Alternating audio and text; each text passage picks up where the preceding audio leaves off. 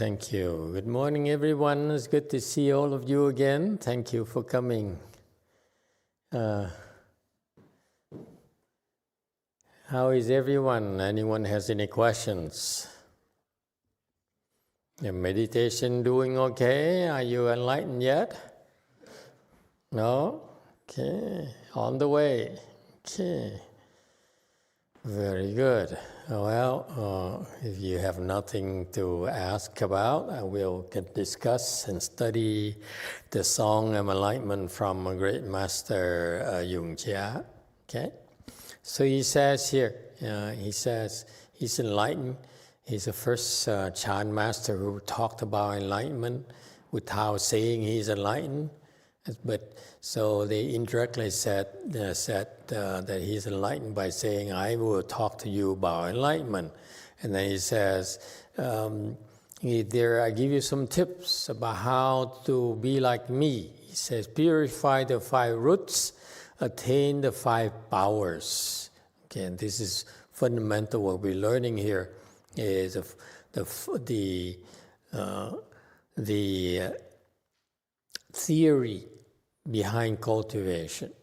Okay, when you come to our temple, we tell you to cross legs and do this, do that. Those are specific instructions, mechanics, but they're based on these principles that will help you make progress. He says, purify the 5 roots. 5 roots, these are, again, a few simple jargon, the terms that I like you to memorize. We don't need a lot of terminology, lots of jargon for you in order to practice, but it's very helpful for you as part of your foundation to learn about these concepts. First concept, the concepts today are the 5 roots and the 5 powers. 5 roots is a concept of the thing underground that you cannot see, it will help you grow. So physically, our 5 roots are the eyes, the nose, ears, tongue, and the body. Okay, and also the 6th one is the mind. Mind should also be considered as a root as well, because that's what's going to help us grow, okay, physically. In fact, it's not just physical when we talked about 5 roots. In Buddhism, when you talk about 5 roots, actually they are faith, vigor, mindfulness, samadhi, and wisdom. That means that those are the 5 factors that will help your spirituality, will help you make progress spiritually. Okay, so number 1 is faith. This is critical. Faith is what? Your faith, according to the dictionary, you have faith in the triple jewel. And why is it important? Why is it part of your foundation? This is critical first element. You must have faith in the triple jewel. Triple jewel meaning you have faith in the Buddha, you have the faith in the Dharma, what he teaches, and you have faith in the Sangha. Sanghas are representatives of the Buddha. Okay, and so that's the triple jewel. When you believe in the triple jewel, it helps you will help you destroy and eradicate all the deviant beliefs. What it tells you here is what's really damaging to your spiritual well-being, including physical well-being. This is what they didn't say. They don't say specifically.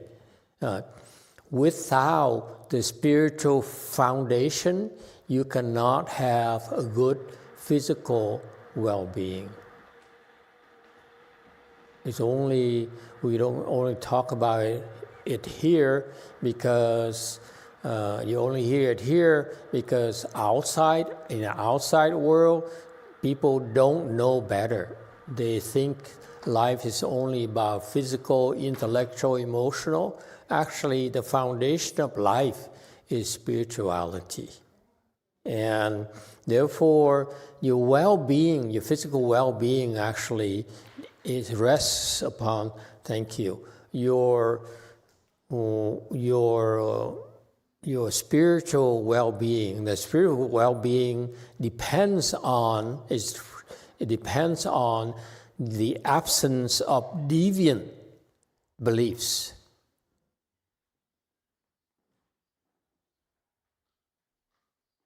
If you harbor and nurture deviant beliefs, you will eventually get in big trouble.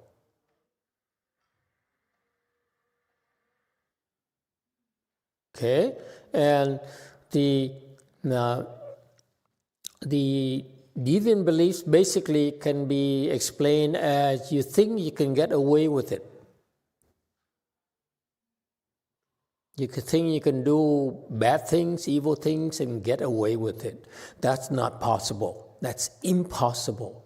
If you do anything bad, you do anything evil, you pay for it. There's no way to get out of it. Buddha says so. And that's the Dharma. And the Sangha is the illustration, because if the Sangha does evil things, the Sangha will pay for it, big time.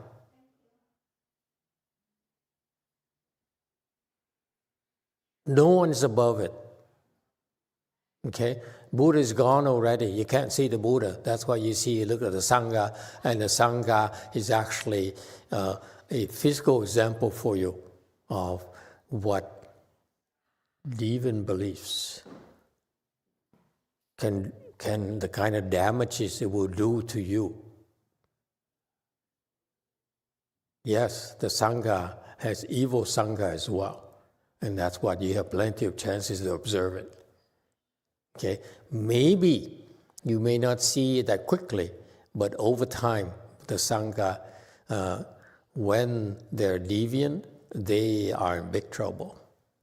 In particular, if the Sangha has Kung Fu, if the Sangha is a sagely Sangha, a Sangha member who's a sage, and he does evil things, he'll get in big trouble. Big time. And you're probably thinking, sagely Sangha do evil things? You bet. Don't believe what you read, okay? The reality is that, yes, the Sangha has both good Sangha and evil Sangha. Even in the good Sanghas, they still have evil side of them that they need to work on. As a matter of fact, okay? When we train you and help you open your wisdom, and we are probably one of the rare places on earth nowadays that will certify you. It says, you are 2A, you are 1G, you are 3G. Okay, first ground, third stage Arhat. Is the order, it's for the explicit purpose, and now I spell it out for you, I've been doing it for 19 years now, is to remind you, once you reach these lofty positions, the real work begins. It's no time to slack off, because that's when you can see the evil side of you a lot faster, a lot clearer, and you see the consequences when you do evil, when you indulge in ego, you indulge in stupidity, you indulge in scamming others and cheating others. Those sagely Sanghas, they pay dearly. And if they are not sagely, they can screw up. We don't care. Give them time to grow up. We're like children. They need time to grow up.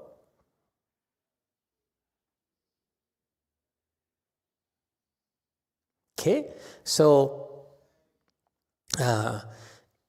faith here, please don't make the mistake of thinking faith in yourself. there's no wisdom in having faith in yourself if you're not a sagely person. I know. The common wisdom is that you should have faith in yourself. No. If you are confused, you shouldn't have faith in yourself. Please. If you're stupid and you say, I believe in myself, you believe in stupidity. The reason you have faith in the triple jewel here is you have faith in the Buddha, who is a sage. The Dharma is a sagely teaching. The Sangha here supposedly is you should look for the sagely Sangha to believe in. Okay? You should look for the sagely teaching to believe in. Yes, the Dharma has problems too. The Dharma, because the Dharma, when spoken by unsagely Sanghas, has issues. And the Buddha Dharma is not above it.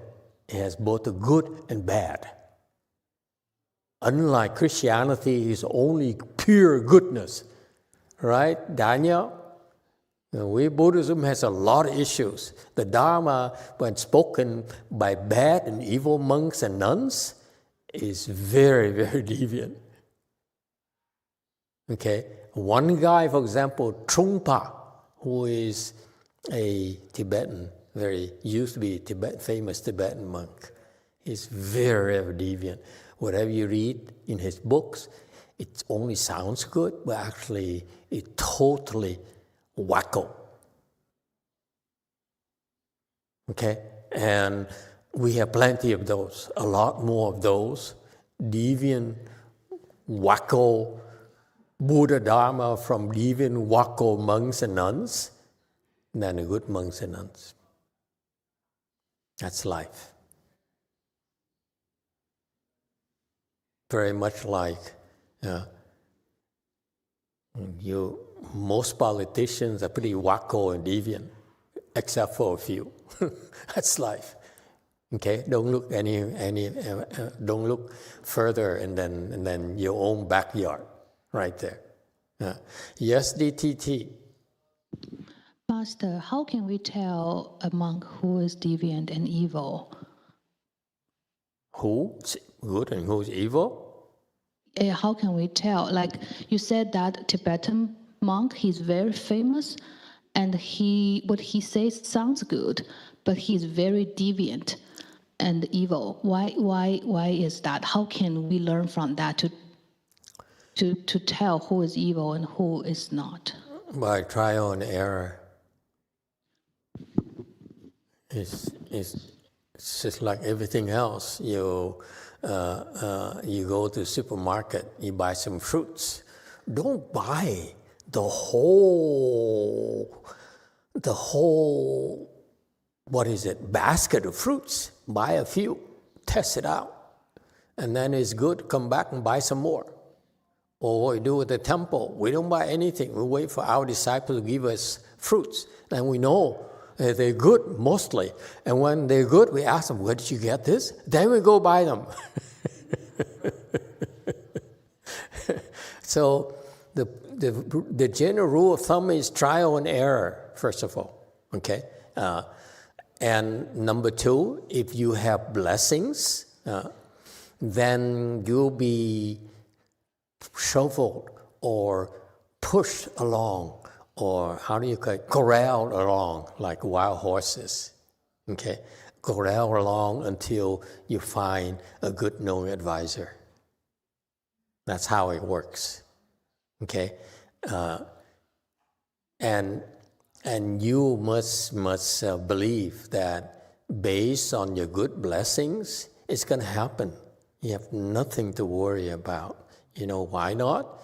Because the blessings are, if you plant blessings in helping the sagely Sangha, the sagely Buddha, the sagely Buddha Dharma, now it's their responsibility to invisibly, imperceptibly corral you along. Okay, that's the nature of the help. You don't know that you're getting help. Because the Sri Sangha wants to be left alone. Please don't text us, don't call at midnight. Okay, we need our beauty rest. So you must have faith in the Triple Jewel, and you support Triple Jewel naturally.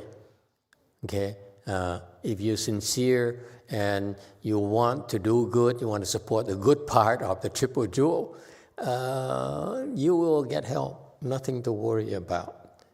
Okay, it's our responsibility to help you. Okay, and so the faith here is very important for you to have faith in the proper Dharma, in the sagely Sangha. Okay, and as I know, I'm not supposed to talk like this because we're supposed to convey to you that the Sangha is perfect, is beautiful. That's baloney. I don't believe in that. I met too many bad Sanghas, and one of them. Go forth. Bad Sanghas have more fun. Pure Sanghas are boring. Master, it seems to me that it was fairly easy to spot that Trungpa was deviant because he was an alcoholic and he slept with his students. So that's, pretty obvious, I think. But easy to do what? I mean, the sound. Is it my hearing? I don't think it's my hearing. It's kind of, Huh? Can you hear me? The something wrong with the sound system in Go Forest. The sound's very unclear. It's like mics? I know his pronunciation is excellent normally, but from what I heard is that the first 7 words are kind of unclear. Please repeat. Master, it seems to me that it was pretty obvious that Trungpa was deviant because 1, he was an alcoholic, even though he was a left-hand person, and 2, he slept with his students, again, even though he was a left-hand person. So that is pretty obvious. However, are there more subtle ways that a Sangha member could be a deviant?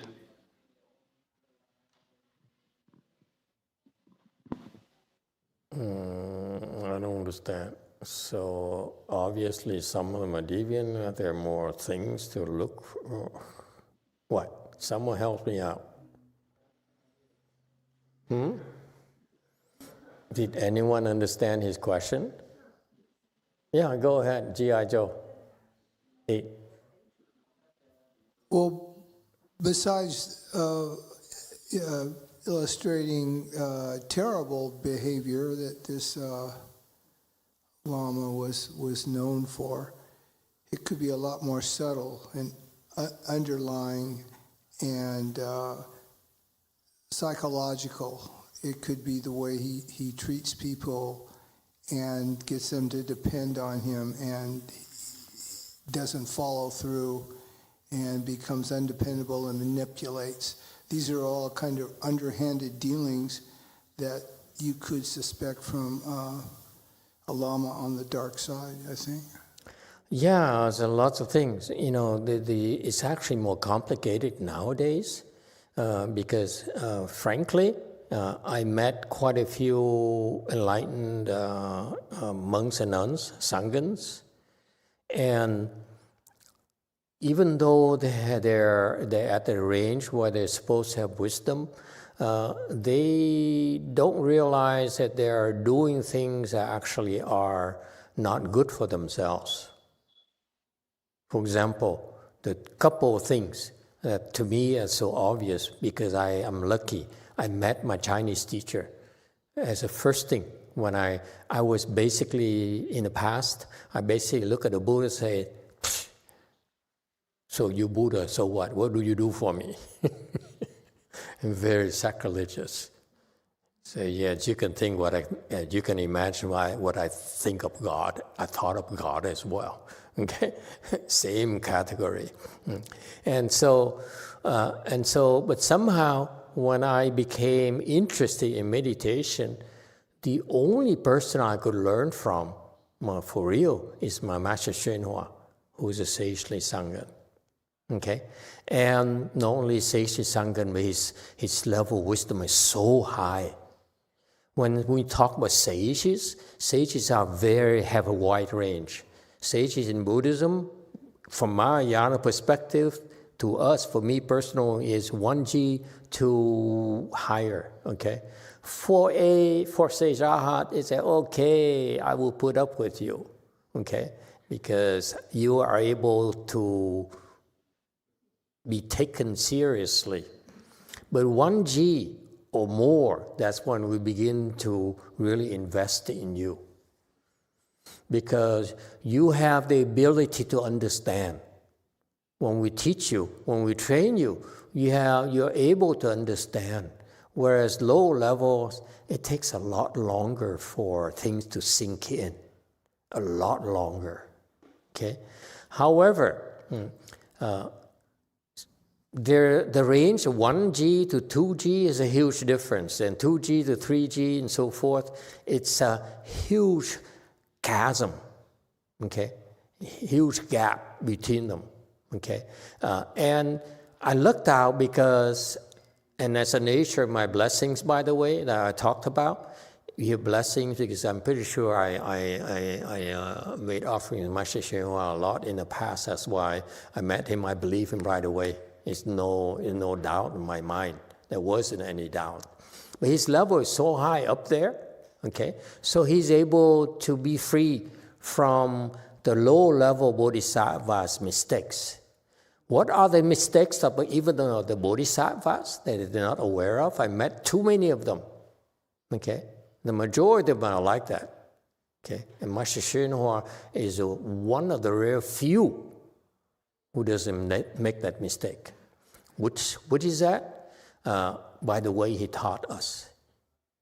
The system he set up, okay, is such that you don't seek fame and profit. Because most monks and nuns fall prey, fall victims, they become victims of fame and profit. Okay? Fame, because we mistakenly think that we need to be famous in order to help people. Nothing can be more wrong than that.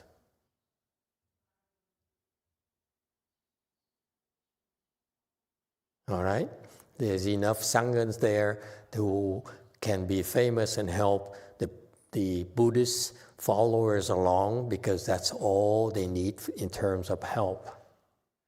Okay, there are many levels in the Sangha because the Buddhist world needs a lot of different levels in order to take care of our followers. Nothing wrong with those non-sagely Sanghas. Nothing.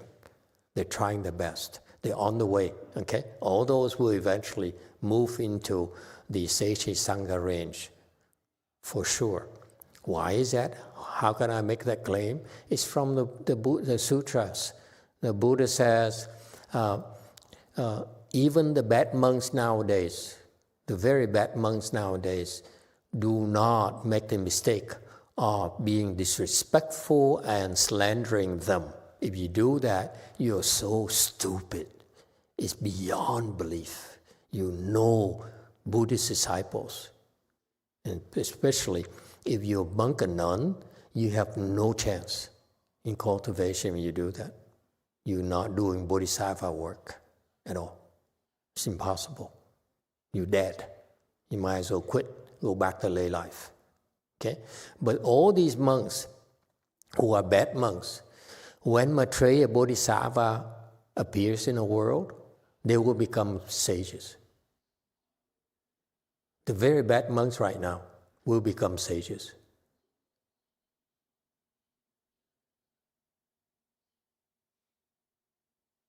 So that's why, you see, Don't think that we don't know. So all these bad monks and nuns, okay, they may be deviant and so forth, but eventually, in time, in 16 million more years, they become enlightened. It's guaranteed by Maitreya Bodhisattva. He'll come to our world, who teach them in particular, and they become enlightened overnight.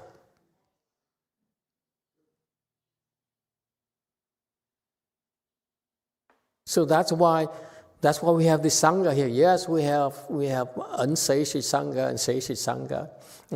And so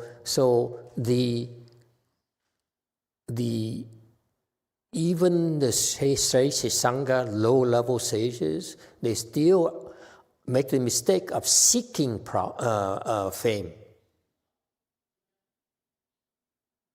Okay, because they think we're trying to save more people. Because out of sincerity of their heart, they say, yes, I want to help more people. So I should be more famous than those non-Seishi monks. Of course, they can tell. The Seishi Sangha can tell. The Seishi monks, many of them can tell that the low-level monks are screwballs. Okay, and so many Seishi monks, okay, especially lower range, 1, 2, 3, 4, 5, and so forth. They try to seek for fame. Higher level, a little bit higher. I saw maybe one recently who's not seeking fame, maybe, well, in person recently, okay, the last year or so. But the rest of them, they still are trying to get attention. Okay, number one. Number two, mistakes that these people make, that Master Hsuan Hua taught us not to do, okay, is not to be greedy for money, fame and profit. Okay? So in my generation, we learned those lessons, and the system the Master Hsuan Hua brought to our country, the Mahayana, the American Mahayana under Master Hsuan Hua system, is built upon no fame, no profit. And that's why I copied. Okay, to the stupid point where we try not to make any money of you, believe it or not. It's very important. Think about it. You come to the temple, you don't have to be worried that we're gonna pick your pocket or try to scam you out of your money. There's plenty of people out there who are doing that, so you save here temporarily. Okay, and then, so those tools are fundamentals that I even saw so many Sunim, so many monks and nuns, and even my peers, okay, who are pretty advanced under Master Hsuan Hua, thanks to Master Hsuan Hua's training, they don't realize that they are too worried about money. You can imagine, I went to Korea recently, and we rented this big building, big Buddha hall that I saw on the photo last Sunday. Beautiful, gorgeous building, okay? Buddha hall is so expensive, probably costs at least $500,000 to $1 million or more to build it, okay? And so we have this gorgeous, splendid building, and now you need to heat, and you need to pay for the water. Okay, if you just imagine the electricity alone each month, okay, is the price of a Mercedes.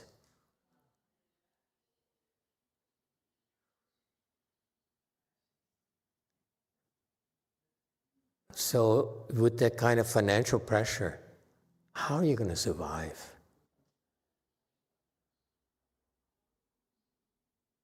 Okay, and so same thing with my masters, my generation over there on that side of the railways. Okay, the Chinese side of Mahayana. This is the American side. Over there, you know how many way places they have? 30. They're building a Buddha hall at $50 million or more. And after that, imagine they have to heat it.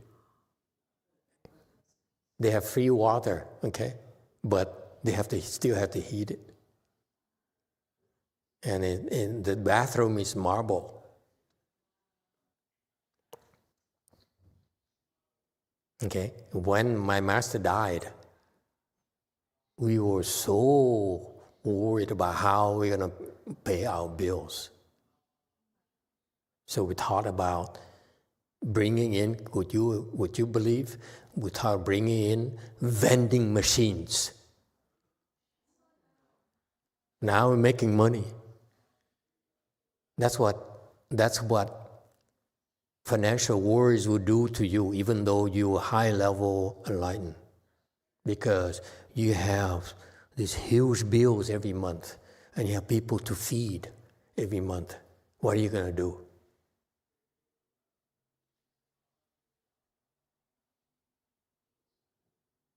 Okay? And so we're lucky. We're lucky in that. So that's what you're looking for subtle things. I'm telling you very obvious things. Are they worried about money? Okay? Do they need to make money off you? Number two, are they trying to become famous? If they make those two mistakes, they cannot reach higher level of wisdom. They can, they can become enlightened, but they will not go up that high.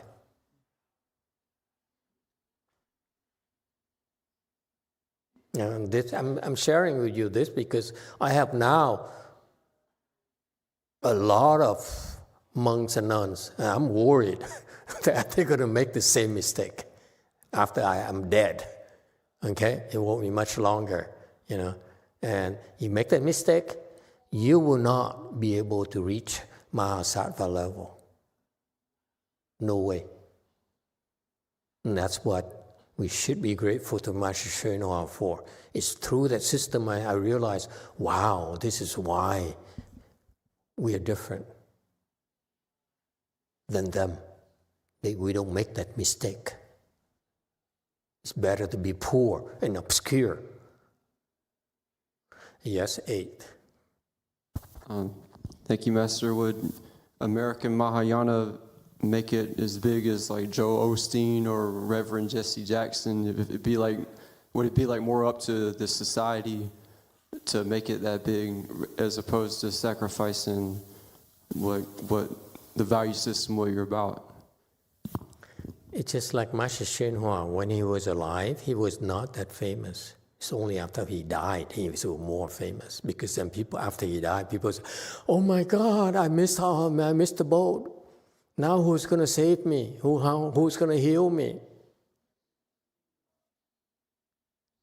Okay, and so there's nothing wrong with having big places and having reputation. Okay, but it's never the goal. The reason you're famous is because the people who believe in you have a lot of blessings. If you're famous and your followers are wackos, it's no big deal. Yes, DTT. Do not seek fame and profit. Does that apply to lay people, cultivators like me?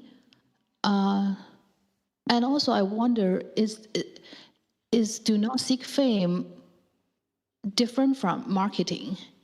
Because marketing is just simple acting of reaching out to more people. I'm just trying to understand how do we apply that as lay people? Doesn't apply to you. There's no sagely laity.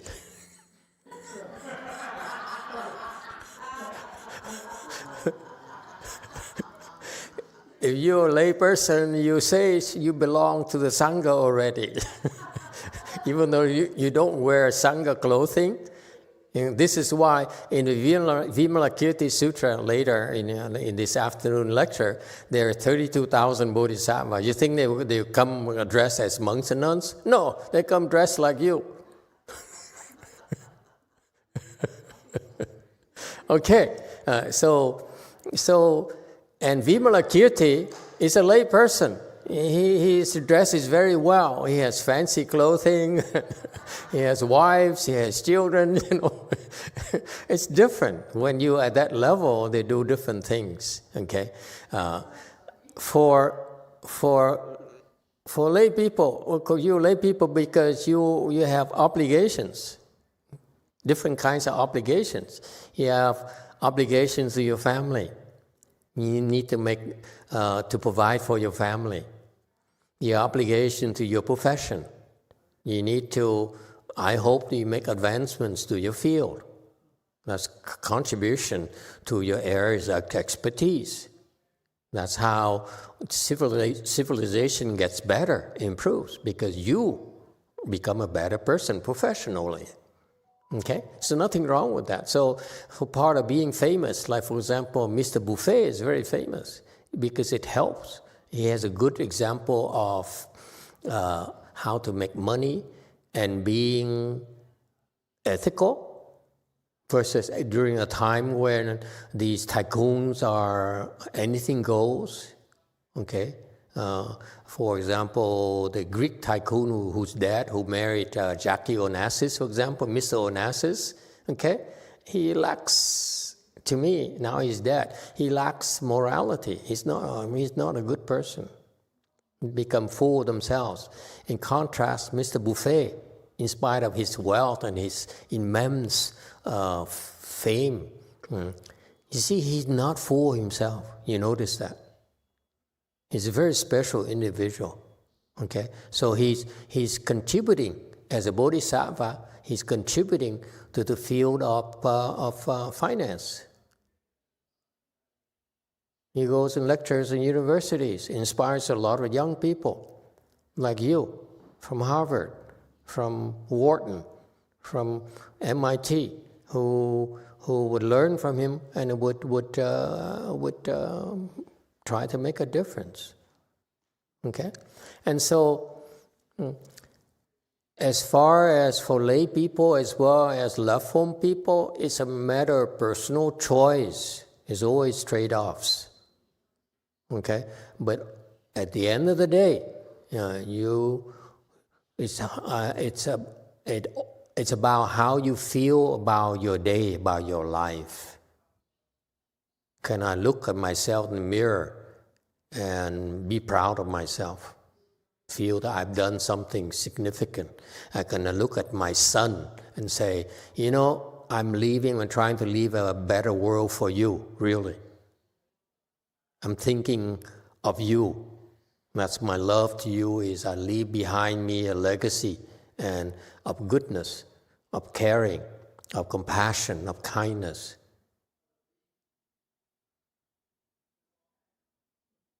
That's your role, okay? And there's nothing wrong with pursuing fame and profit as a lay person, but do it ethically. Okay, don't scam others.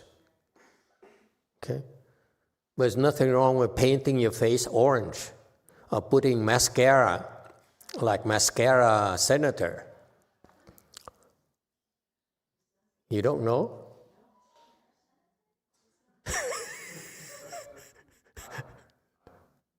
Eyeliner?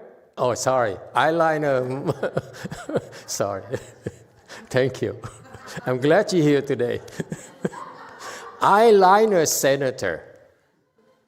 How can a man look like he puts eyeliner on 24 hours a day? Can you see it's wrong? Anyway. It's not about politics, okay? But, when you do, listen folks, when you do evil things, it shows physically. There are manifestations. It's off. Yeah, look at that. I was jealous of this guy. Seriously.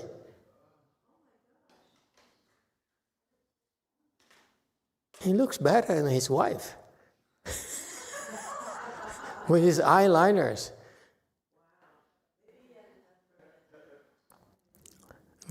But anyway, so anyway, you see the faith here, the faith in goodness, the faith that you want to stay away from deviant things because it's not good for you. It's so fundamental to your well-being.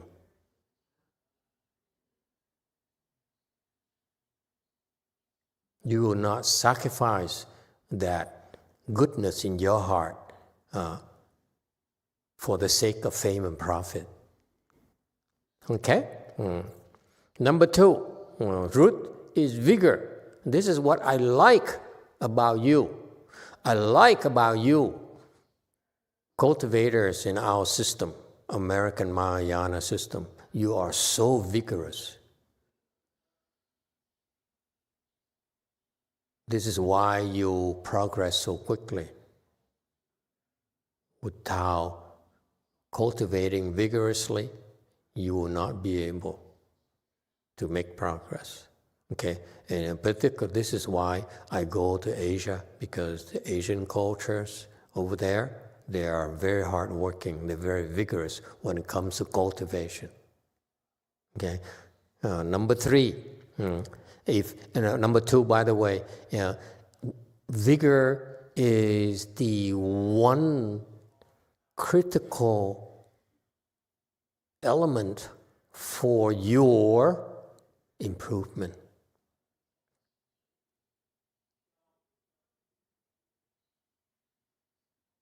If you don't cultivate vigorously, it's very hard for you to improve.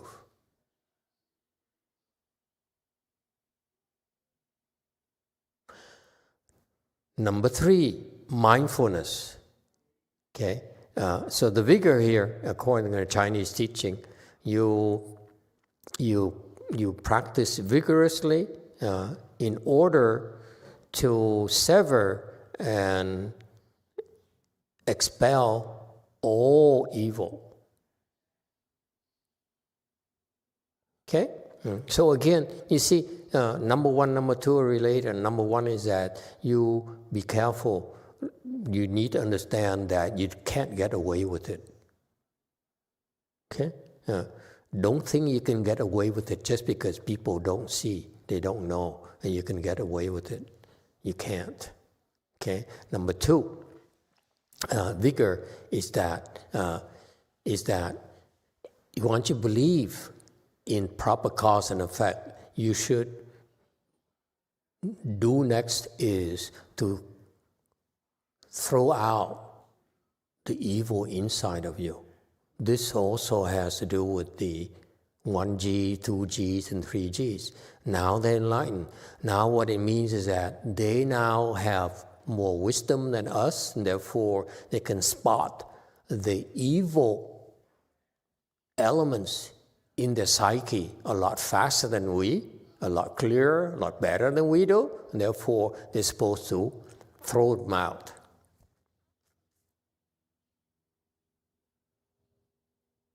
Okay? And so that's required. And when you practice vigorously, the reason you're able to practice vigorously is because in that process, okay, you are becoming less and less evil. Isn't that interesting? The Buddhist insight is incredibly insightful. The Buddha's teaching is so insightful. It says, you're able to practice vigorously in our environment, okay? Because when you do that, you're able to become less and less evil. So that's why children, Sangha children, you and your generation, you understand why we need to make sure that part of cultivation is help. The help we provide is create this environment here where they'll be safe and they will not be scammed, okay? And that they are taken care of so that they can practice vigorously and have no fear, no worries.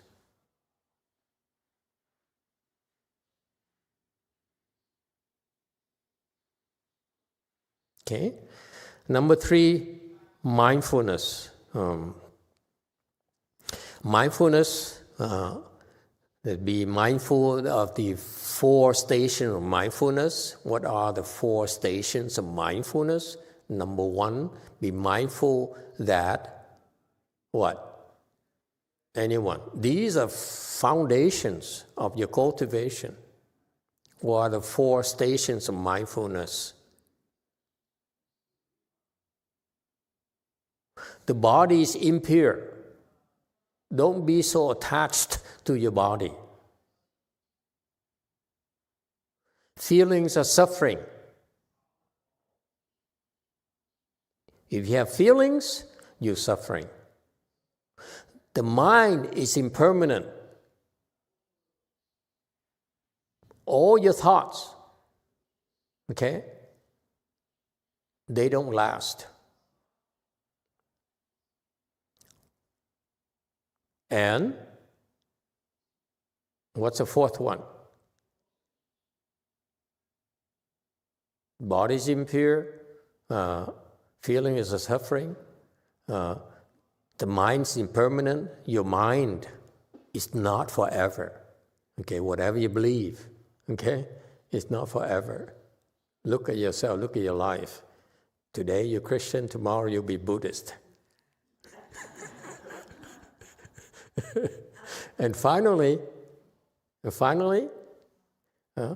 what's number 4? It's no self.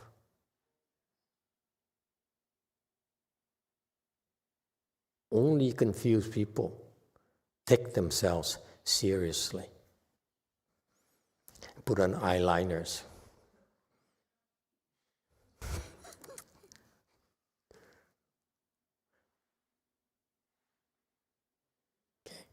Those are the 4 things that most people violate. They're so attached to their bodies. Okay? When you're in that frame of mind, you're confused. They are seeking good feelings. Anyone? Especially when you meditate, and say, I meditate because I'm seeking the good feeling that I get from my meditate. You do that, it's okay, but eventually you have to drop it. If you drop it, okay, you drop seeking the good feelings, the feelings get better. If you attach to the good feeling that you experience when you meditate, you get stuck. Got that? This is a subtlety that the people who practice Chan, especially on the other side of the railroad tracks, they become attached to the good feelings. Okay? Feelings are suffering. Nothing to be so attached to. They come and go, like the mind as well. Whatever you believe today, you change your mind down the road. Okay? You believe in me, next year you won't believe in me anymore. And vice versa. You don't believe in me right now, in the future you will. Okay? So we are wishy-washy. We change our mind constantly. So don't take your mind so seriously until you become enlightened. Okay? You believe in God right now, tomorrow you won't. That's how it is. Okay? Some people say, Master, you are my master, I believe in you. I say, yeah. Okay? And finally, it's no self. Okay? There's no point in having a culture of the self, idolizing the self. And this is prime example that you can see.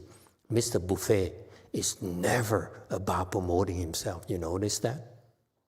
I made fun of him, I criticized him, but I never could criticize him about promoting himself. Never.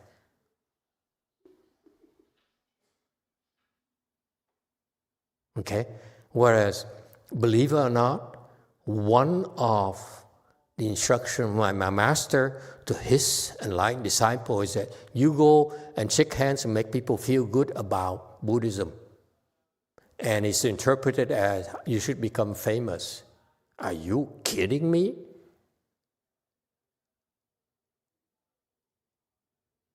Okay? There's no self. There's no one who's famous.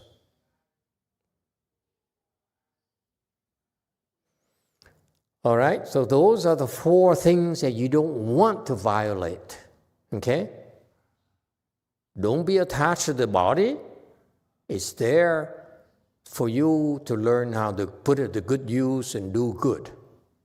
Number 2, don't be attached to feelings. Good feelings you have plenty of, but bad feelings as well. They come and go. It's okay. Okay? Don't be attached.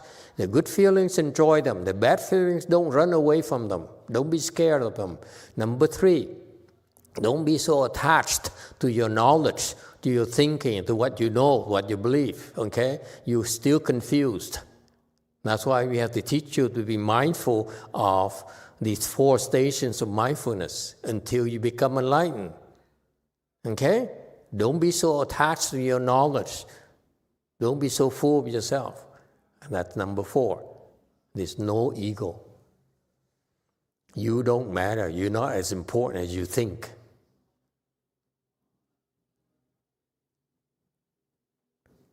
That's how you see people. As you learn more, you see there are plenty of people who violate that, you know.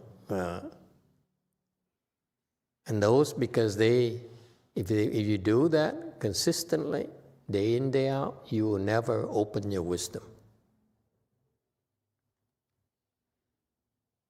And with 3, if you have the proper 1, 2, 3, then the 4 and 5 naturally happens.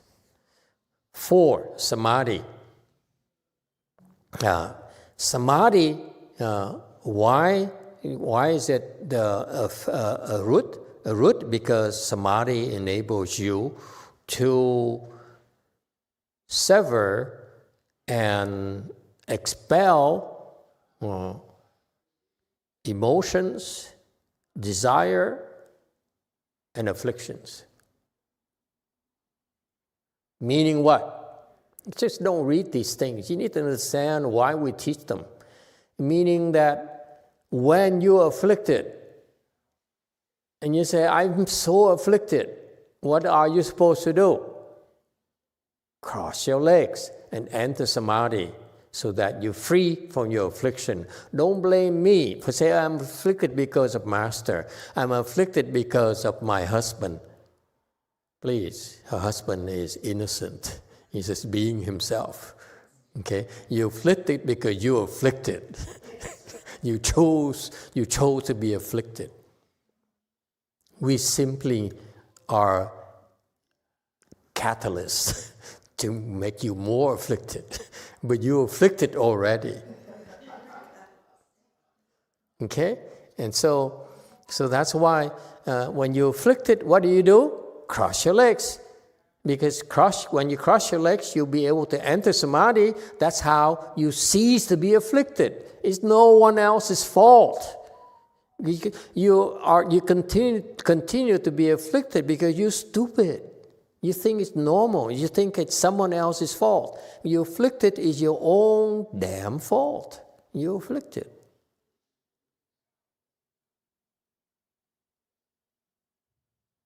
Okay? Because that's why it says here, it's sever and expel, okay, the afflictions. So especially what kind of afflictions? Emotions and desires, and so forth. So you have an antidote of your afflictions. Enter samadhi, meditate. That's how you relieve yourself. Okay? And number 5, wisdom. The wisdom you enlighten to the 4 noble truths, okay, and open your wisdom and attain liberation. Okay, so quickly I'd like to close this slide here today. So the 5 roots are, so what's critical about your cultivation is that you should pay attention to nurturing these 5 roots. The roots of faith, the roots of vigor, the root meaning you should believe more and more, have the more proper beliefs. Number 2, more vigorous, not just say, I've done enough. No, it's never enough. That's why someone asked me a question last night, why do I need to sit longer? You sit longer, you are increasing your vigor. Okay? Number 3, mindfulness. Be beware of the 4 stations of mindfulness. Okay? Of the body, of feelings, of the mind, of no self. Is that clear? Be aware of that. Be mindful of that. Number 4, use your samadhi, the root of samadhi, to rid yourself and alleviate yourself from suffering. And number 5, wisdom is what you are, that what you have, and you should learn to use it to better yourself, to better the world. Okay? Those are the 5 roots of the spiritual life. If you have these 5 roots, and you undergo the training we give you, then these roots become powers. The power of faith, the power of vigor, the power of mindfulness, power of samadhi, power of wisdom. Power is that you really are an asset to society.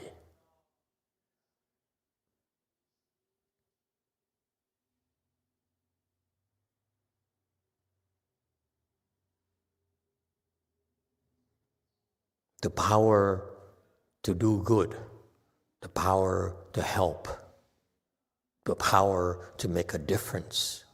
It takes power.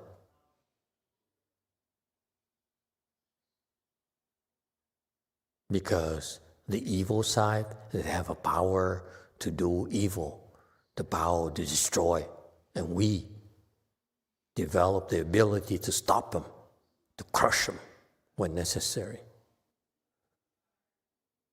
If we didn't, who will? Okay? All right, that's all I have for you today. Thank you very much.